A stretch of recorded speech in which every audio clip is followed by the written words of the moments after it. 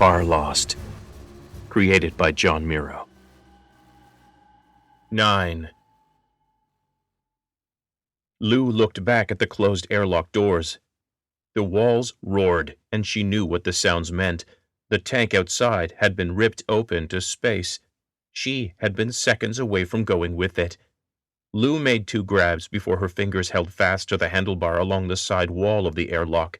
She gave a shaky nod of thanks to Third Officer Villanueva, then followed the jumbled limbs of Taggart, Stan, and Beecham into the CNC. "Secure this airlock," she shouted to Villanueva as she crossed the threshold back into CNC proper. She could barely hear his acknowledgement. Lou trembled from head to toe. Adrenaline and experience kept her functioning. She felt them sing through her body, sickening her and exhilarating her. She channeled her terror into action, digging her fingers in the torn fabric of her shirt and tearing the sleeve free to examine the wound. She hissed as her fingers explored the wound, but she'd had worse. She'd had much worse. It was just a flesh wound, mercifully. Bleeding was all but stopped already. She'd live. They were under attack. There were no gray areas now. The universe wanted them dead, and it was her job to kick the universe in the teeth. She kicked off toward the command console. She plugged her nose hard between her fingers and her palm. She blew as hard as she could. Horrible pressure and pain radiated from her sinuses, her ears, and throat, but when those sensations receded, she could hear more of the alarms and the frightened screams of the crew. Emergency alerts blinked on every panel. Okoro floated behind her, following her like a confused puppy, hands still wrapped around the closed emergency case from the airlock. Lou grabbed her by the arm and shook her gently. "I need you working, Rose," she pleaded hoarsely. "Please, get strapped in and check the status boards." Rose sniffed once, then nodded. Lou took the emergency case from her and stowed it in an empty wall-mounted storage rack, then spun slowly around and counted heads. Rose, Villanueva, Taggart, Rennick, Beecham, herself, and one more. Floating at the far end of the command and control module, holding onto the doorway to the commander's cabin, was Senior Vice President Benjamin Burkov. "What happened?" Burkov looked angry. "Where's the commander?" "Sorry, Mr. Vice President," Lou felt the sudden giddy urge to say, "but the universe just fucked up your goodwill tour. HHL-6 is in harm's way, Mr. Burkov. Strap yourself in right now."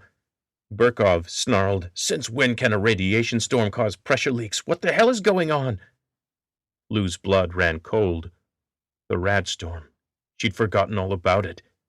"Radiation didn't do this," Beecham said, coasting in beside the VP. "Micrometeorites. Millions of uncharted dust and rock particles too small to chart." A blank look from Burkov.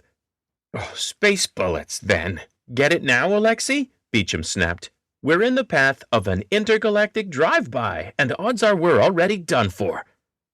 The powerful man blinked incredulously and swung his head to Villanueva, then to Lou. When no one said a word to counter Beecham, he dug his fingers into his hair, palms covering his eyes. "Bоже mой! Oh my God." Fresh impacts rang along the hull, setting loose more blaring alarms. "Sorry, Alexei," Beecham said, his voice tinged with terror. "Either he's not listening or he's the one throwing sand our way." Lou laughed. She could have said those words herself. Beecham caught her eye and shared the laugh. Am I really laughing with Dr. Douchebag? Lou wondered to herself. Maybe she was dead already. Vice President Burkov got himself into his seat in record time once Beecham had translated the chaos into terms he could grasp. He didn't mutter and scream like Beecham, and Lou appreciated that fact. One hysterical, potentially hazardous tourist was all she could handle right now. Another loud impact rang the hardened skin of the CNC. Beecham flinched and raised his hands over his head, an automatic and futile defense. "Cocksucker!" He turned to Burkov.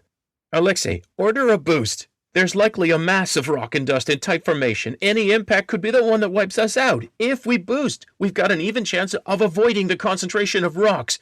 Lou snarled, her fear and rage finding a target in the arrogant prick in front of her. Boost their engines? While flying blind and tumbling out of control? That was another name for suicide, she thought. She reached out and grabbed Beecham by the front of his jumpsuit. or an even chance of running into the largest concentration of rocks. Tucking her ankle around a monitor support strut, she pushed him into the chair at the station behind him, yanking its harness across his chest. "Strap in and let us do the flying, goddammit!" She spun to Burkov. "You two!" New alarms and voices competed for her attention. Some of the crew squared away in the storm cellars were screaming. Other computerized voices announced various emergencies, depleting air supply alerts, altered flight trajectory warnings, and a dozen others. Beecham's fingers white-knuckled the 5-point harness he'd just clicked shut. "What did it say?" His eyes worked across the CNC, even as he worked to undo the harness again. "What did the computer just say? About our trajectory? Damn it, somebody tell me who's in charge." "I am," Lou responded instinctively. She realized it was true, and her stomach nodded. Something like 100 souls now depended on her. Until space dust and pebbles broke a few bigger holes in us, she thought. She watched Beecham's eyes. He had been looking at Burkov. She followed the look and saw the vice president glaring back at her. He was sure she was about to object to her assuming command. Well, too bad. Chain of command was clear, and she was in charge now that Ed was gone, as well as the first and second officers being MIA. She felt a hollow pang in her chest, felt the loss hit her. Ed. She pushed that down in the box where she kept the rest of her fears when she needed to operate. When Burkov didn't say anything, Beecham strained toward her in his harness. "What do the boards show about our trajectory?" Lou heard something in his voice. Not panic. Something calculating. She needed to know, anyway. "Give it to me, audible Rose," she called out. "Update on trajectory, acceleration, and integrity." "Reactor and engines are offline," the young woman called out over too many klaxons as Lou slammed into the CO's chair in the center of the room and strapped herself in. "We've bled a lot of atmosphere," Rose stammered, but continued. "We've lost 34% of acceleration. We are off course and tumbling. Infrastructure reports are heading yellow across the board." "We're operating on batteries," Villanueva cut in hoarsely. "Only a few of the emergency propellant systems are working. It's not enough to slow our tumble. Redundant systems are... Dios mío! Reactor 1 has a containment breach." Lou grimaced. Talk about the universe kicking them when they were down. First the radiation storm, then the rock storm messing with trajectory. If they couldn't move, the cellar water shields and CNC's thicker layers of shielding might also be the crew's only protection from a quick, ugly death, from Six's very own power source. So they could suffocate to death in space, floating without power for acceleration. "How bad?" she asked. Moments ticked by with her heart pounding in her throat until Villanueva called out again. "It's manageable, I think. System is responding to safety protocols and rerouting around the breach in the reactor." "We're not dead yet," Lou told herself, slapping her code into Dwyer's terminal. "We're not dead yet, so how do I keep us that way?" "Villanueva, trigger all automated reactor stabilization protocols and task all the thrust we've got to stop our tumble." "No, no!" Beecham roared at Villanueva. "Forget the tumble. Don't slow us down for anything, unless you want to kill us faster." Farlost. Music by Kevin MacLeod of Incompetech.com. Learn more at servingworlds.com.